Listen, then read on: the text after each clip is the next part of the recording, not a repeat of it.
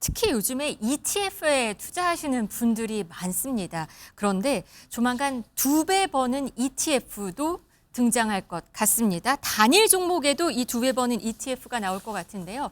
한번 어떤 내용인지 먼저 좀 들어보시겠습니다. 첫 번째는 국내 우량주 단일 종목 기초로 한 단일 종목 레버리지 ETF 허용을 추진합니다. 그래서 이제 금요일 날 시행령 등 하위 법령 입법 예고를 신속하게 실시할 예정입니다.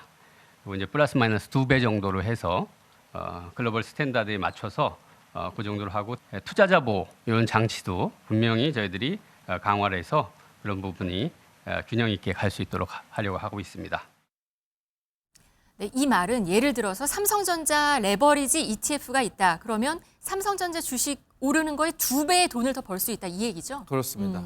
그게 이제 레버리지로 해서 위로도 2배, 또 밑으로 떨어지는 우리가 흔히 말하는 곧버스라고 표현하는 인버스. 떨어지는 것도 네, 네. 2배를 허용하겠다라고 하는 건데 네. 그거 있지 않아 생각하실 수가 있습니다. 있습니다. 근데 현재는 종목이 아니라 지수 지수. 추종을 네. 하는 거거든요. 그래서 만약에 여러분이 이번에 곧버스 얘기 많이 들으셨을 거예요. 그거는 코스피의 반대로 2배가 가는 거예요. 만약에 이제 떨어졌을 때 이제 수익률이 2배 수익률이 나는 건데 지금 시장이 1년에 100%가 올랐으니까 이 곧버스 같은 경우는 완전히 깡통이 된 그렇네요. 건데 네. 이제 그 위로도 2배, 아하. 하락으로도 2배 가는 것을 삼성전자, 하이닉스 같은 단일 종목에도 적용하는 것을 허용하겠다라는 것이고요. 이 취지를 좀 살펴보면 네. 지금 홍콩에 상장돼 있는 것 중에서는 뭐 하이닉스라든가 삼성전자 같은 경우에 이렇게 2배 추종물이 있어요. 아. 그런데 네. 이미 우리의 서학개미 분들은 미국 증시에 상당히 익숙해져 있잖아요. 근데 미 증시는 상한가나 하한가라는 게 없어요.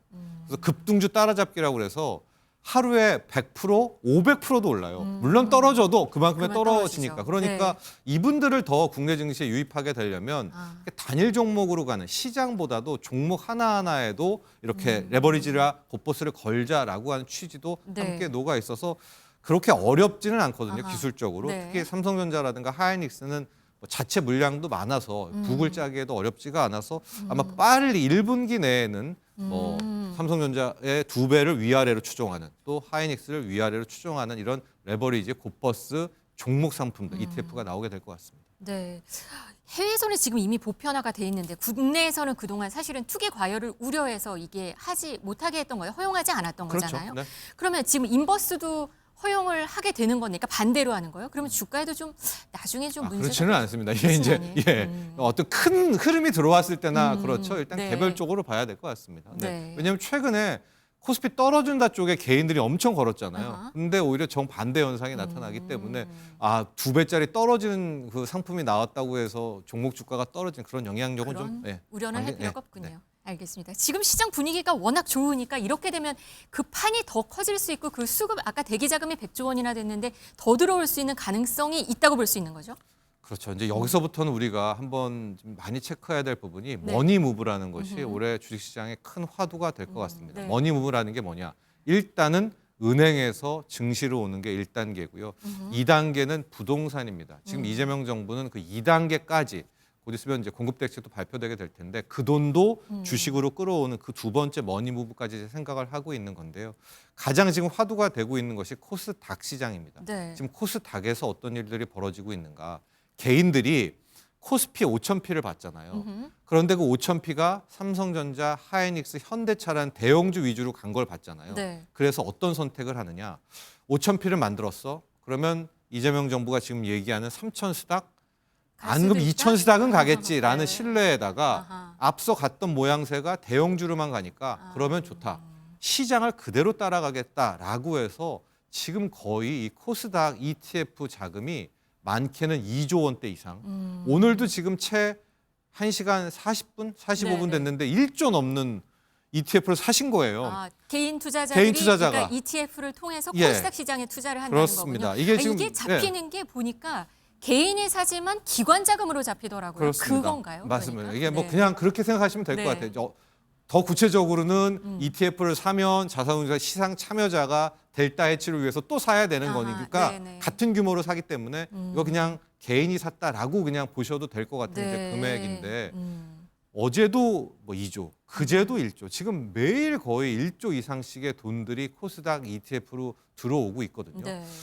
그렇게 되면 이제 은행에서 돈이 언제까지 들어올지 모르겠어요. 그 다음에 과연 부동산 자금도 시장으로 올지도 모르겠어요. 이런 머니무브가 나오게 된다면 우리가 그동안에 생각했던 어떤 논리, 로직, 뭐 주식의 이론 이런 것들도 다시 한번 생각해 볼 필요가 있다라고 네. 보는데 그러나 그러나 낙관과 함께 아하. 늘 리스크에 대한 대비도 그렇죠. 꼭 하셔야 되죠. 네, 네. 우리는 밑도 끝도 없이 화수분처럼 돈 들어올 줄 알겠지만 그 끝은 지금 머니부부의 끝은 우리가 모르거든요. 게다가 오늘 앞서 삼성전자와 하이닉스 이야기는 했지만 그렇게 좋고 막 삼성전자 특별 배당까지 하고 그러는데 그 순간 오히려 주가는 상승해서 이제 하락으로 돌아서기도 하고 네. 상승폭을 반납하기도 하기 때문에 주식에 이제 가장 좀 금물인 것이 무조건적인 낙관. 뭐 지금은 낙관에서 다 뭐 주식 처음 하시는 분들이 100%, 200%, 뭐 두 달에 100%밖에 못 올려서 너무 아쉬워 뭐 이런 장이기는 하나 네, 네. 그러나 기본적인 리스크 관리들은 꼭 필요하다 이런 말씀도 전하고 싶습니다. 정말 삼성전자는 오늘 하락하고 있네요. 1.5% 정도 지금 내리고 있는데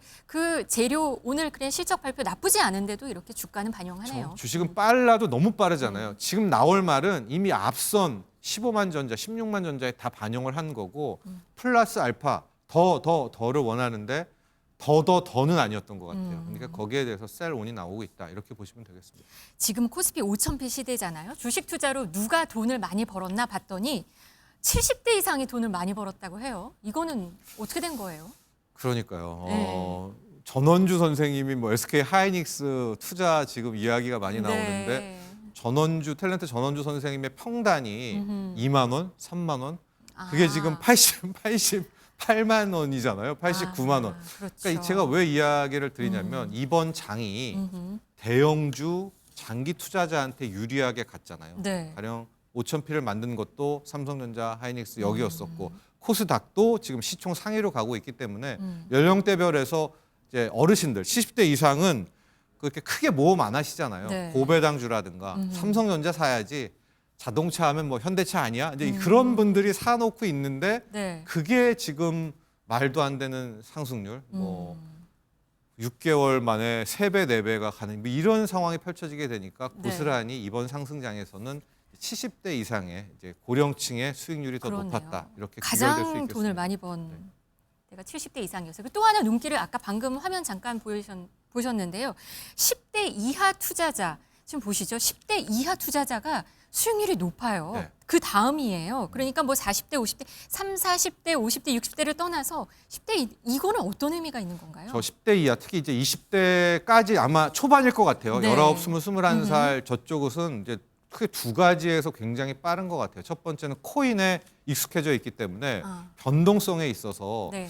큰 두려움이 없다고 그래야 될까. 가령 우리 같은 경우에는 삼성전자, 하이닉스가 막 하루에 5%, 7% 올랐을 때도 걱정되고 두렵거든요. 왜냐하면 이게 처음 보는 장이니까. 그렇죠. 그러나 우리 또 10대, 20대 여러분들은 또 이미 용감할 코인 수 때 있군요. 다 네네. 익숙해져 있고 또 미국장에서 급등주 따라잡기 같은 걸로 훈련이 좀 돼 있다고 해야 될까요? 그래서 최근에 이런 로봇 장세 같은 진짜 뭐 실적 하나 없이도 세 답을 네 답을 나는 장에서 잘 파도를 넘지 않았나 또 이렇게 추측을 해봅니다. 10대 계좌 중에서 여기서도 ETF 투자가 많더라고요. 네, 그런 것 같습니다. 네. 이렇게 좀 할만한가요? 10대들 투자?